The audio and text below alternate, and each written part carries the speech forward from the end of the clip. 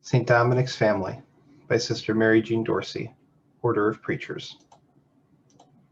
Episode 6, Blessed Reginald of Orleans, 1183 to 1220. Reginald was born in France, probably in Orleans, and received his training at the University of Paris.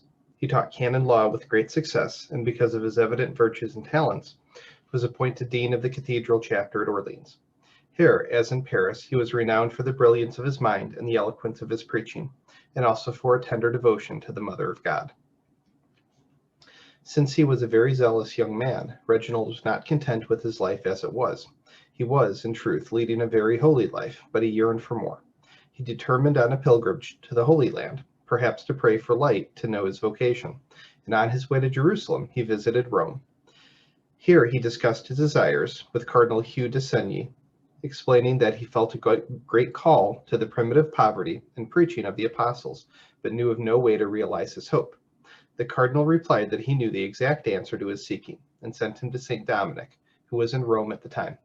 Reginald hastened to open his heart to the holy founder, and at St. Dominic's words he knew he had come to the end of his seeking.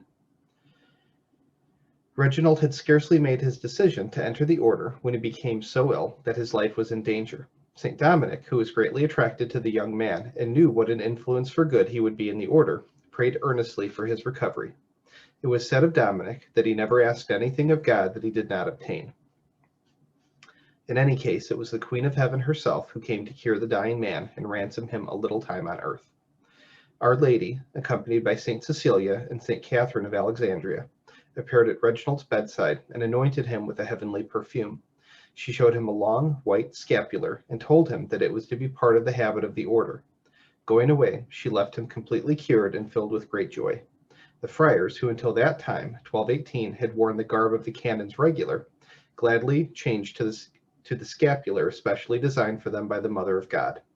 Reginald was himself clothed with the Dominican habit, and in fulfillment of his vow proceeded to the Holy Land. On his return, Reginald embarked on his brief but brilliant career of preaching. In Bologna and in Paris, his eloquence and the shining beauty of his life drew hundreds to follow him into the order. Among these were not only students, but many famous professors and doctors of law.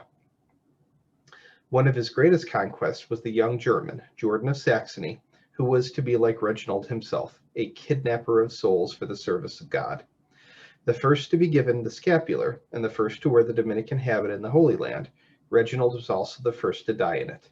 Consumed with a fiery zeal for his work, he died in 1220, mourned by the entire order, when he had worn the habit scarcely 2 years.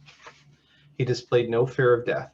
Perhaps Our Lady had told him, on the occasion of the cure, that he was only loaned to life and the order, but received the last sacraments with touching devotion.